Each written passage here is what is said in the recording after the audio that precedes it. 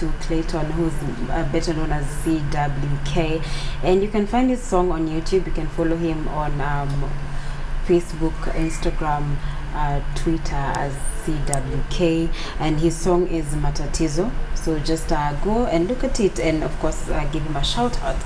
But right about now we are joined by a gentleman and a lady from Slum Code. We have Renalda, who is the head of special programs at Slum Code, and we have Solomon Onyango, who is the project manager at Slum Code.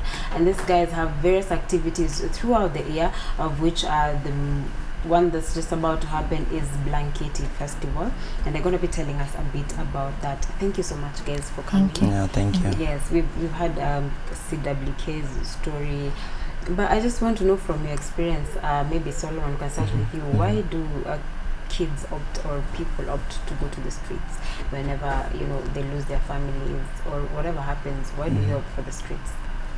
I think what happens is maybe families, we have maybe cases where we have these family feuds maybe. So I think like that can be the number one reason why we have them on the streets. And also maybe abandonment by parents, by the unwanted pregnancy, so you end up having a child you don't want and you end up having them on the streets. Yeah, so many cases lead to such. Yeah. All right, and then there's an issue I came across, and of course I want to direct this to you, Renalda. It comes out that when people are talking about street kids, they don't feel like, they don't talk about the female, the females, the girls. Yeah. It's like people think there's no. Yeah, it's just boys. Yeah, actually there are a lot of girls street children, and unfortunately they are not normally thought of as being in the streets, because normally they are at the back streets, and they are actually the biggest victims of life on the street, because they are prone to sexual abuse, they are prone to physical assault by the males. And if you talk to most of the girls who are on the streets, they say like they have to sometimes seek protection from the male street children so that they are not assaulted by other men. So it's like each girl has to be associated to a male. Now definitely this leads to unhealthy relationships in the streets, and most of the time they end up having street children. They're the ones who propagate the life of street families in the streets. Yeah, and there's one center for girls, for rehabilitating former street girls in Kayole. Yeah. All right. So the other thing is, of course, as I did mention in our intro, that you find that there's quite a number of organizations, yours of course being one of them. There's quite a number of organizations that take care, or are supposed to take care of street children. Yet the number of kids on the streets is on the rise. There's so many kids who are on the streets. Why? Are these organizations doing their jobs, or is it that there's so many people going to the streets? Yeah, one of the challenges when working with street children is a lack of facilities for rehabilitation. And even the few facilities that are there are not so well equipped with professionals and actually the medical aspect of rehabilitation. So most of these children don't go through the medical rehabilitation and detoxification of the drugs that are already in their systems. And due to inadequate resources, like things like food, toiletries in the rehab centers, these children keep running back to the streets. And then Kenyans have developed a culture of sympathizing or kind of empathizing with children on the street, and that's like buying them food, giving them handouts, 10 shillings, 5 shillings. And this is very attractive to the kids, because when they go to the center they don't get these incentives, so they run back to the street so that they can get these things, and it's very easy. So part of the reason why there are so many organizations trying to do different things, yet it's like there's nothing much happening, is because that is one of the challenges, but also goodwill from the government and support. The facilities against the number of people who need that kind of services is really wanting. is really wanting, and we have a lot of work to do. But one thing I can say is that right now there's a consortium that has been established that brings together all these organizations that are working with street children or are planning to eradicate the problem of street children, to try and come up with a common way of sorting out this problem. So the consortium brings us together, and we meet periodically, and even we're working with the Nairobi County government as of now to try and come up with a way that will eradicate this problem, and not having everyone doing their own thing, you know. Yeah, so trying to bring all these people together. All right. Yeah. Amazing. That's of course good stuff. Okay, so slum code. Yeah, slum code. I actually almost said something totally different. But slum code, you have a number of activities. Blankety Festival is of course one of them. Yeah. Let's first of all talk about Blankety Festival. What informed the idea of a Blankety Festival? I think Renala can talk better about it. can talk Can do it better. Yeah, Blankety Festival is a program under YFED. YFED stands for Women Initiative for Empowerment and Development. YFED is the Women and Children's arm under the umbrella Slum Code organization. So I came up with the idea of doing Blankety Festival out of my own personal feeling that these people need help. I would pass on the streets, and mostly like now it's raining, and many years during the cold season, the people who suffer most are women with young children on the streets. You have seen them even you as you're walking. So I thought maybe we could, with a little thing as a blanket, I could make their life better. And being the head of special programs at YFED, at Slum Code, so I presented my idea to my colleagues, and we said, yeah, I think we can do something. So last year we ran an online campaign asking for donations for warm blankets, because we were targeting doing the event in May, June, July, which are the coldest months in Nairobi. So we did that, and the online community raised blankets enough for 20 families in the streets. And we said, okay, we've done this year, so why can't we enrich our ongoing programs and have something running throughout the year? And now Blankety Festival is an annual event. We did it last year.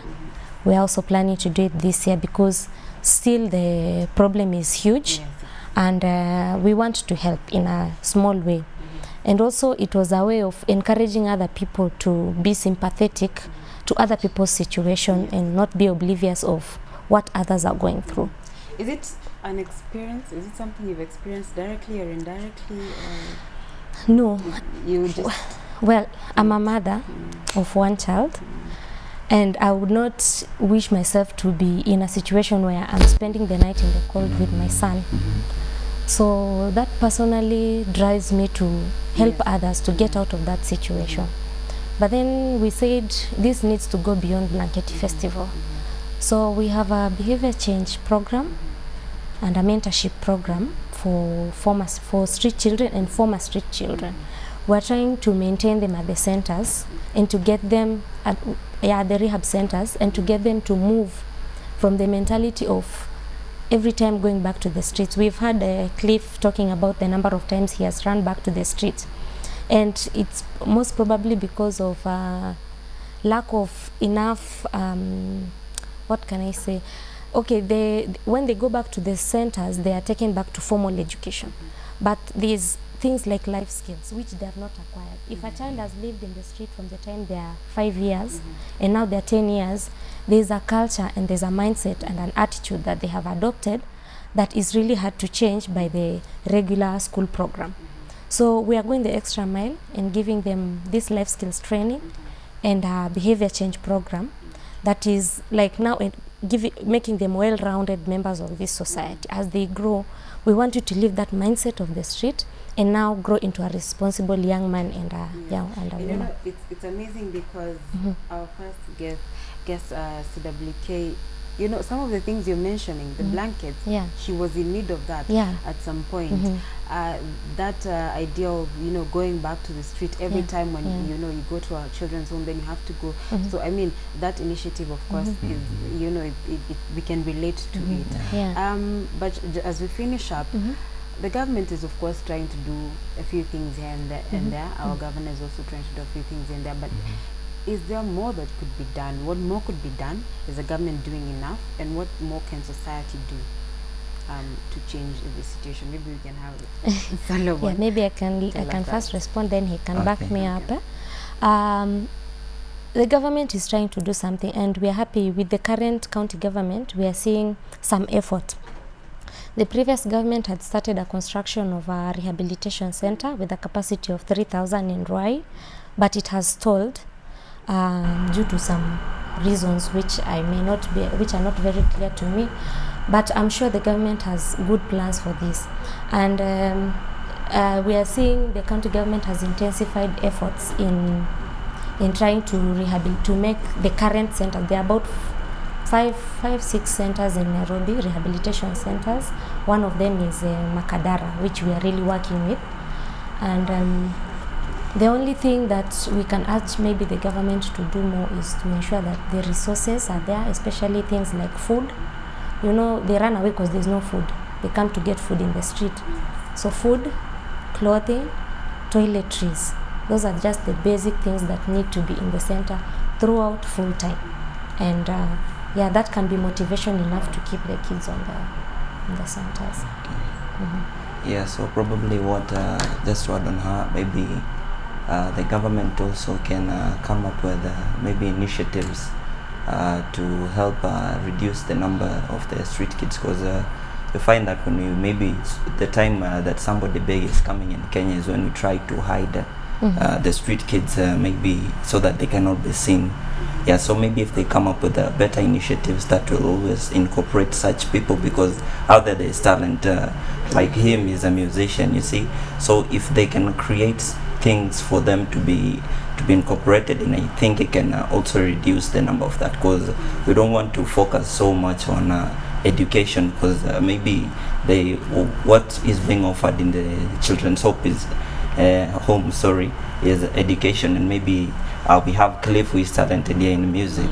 Yeah, so maybe what they can do is try to also the curriculum activities, maybe they can be incorporated in such initiatives that help them now see the other side of life, that I can do this, I can better my life through what I'm talented in, and maybe they can make a better future for themselves. All right, thank you so much. So we're having Blankety Festival on June 9th. Okay, this year's Blankety Festival will be June 9th, and it will be happening at Makadara Center for Former Street Children, and we are seeking partnerships, both corporate and individuals, and cash, kind, and toiletries, things like soap, tissue, toothpaste, toothbrush.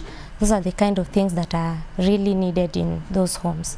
Okay, right. Yeah. Thank you so much, Rinaldo and Solomon, for coming through and sharing that with us. Okay. And of course, we've had the inspiring story of CWK. Once again, just go to YouTube and listen to his song, Matatizo by CWK. Follow him on Facebook, on Twitter, on Instagram, and just support these young people so they don't really have to go to the streets. You and I, of course, can do something about it. You can, maybe give out blankets, give out food, just anything, or even support their talent. Well, Real Talk comes to an end, but thank you so much for staying tuned this particular Saturday. Of course, we will finish up with the song Matatizo by CWK. I'm your host, Christine Kiai. Well, don't go anywhere. I'm still coming back with Mike with, of course, amazing interviews and fun music right here on E-Circuit, as well as with DJ Talk. So keep it locked.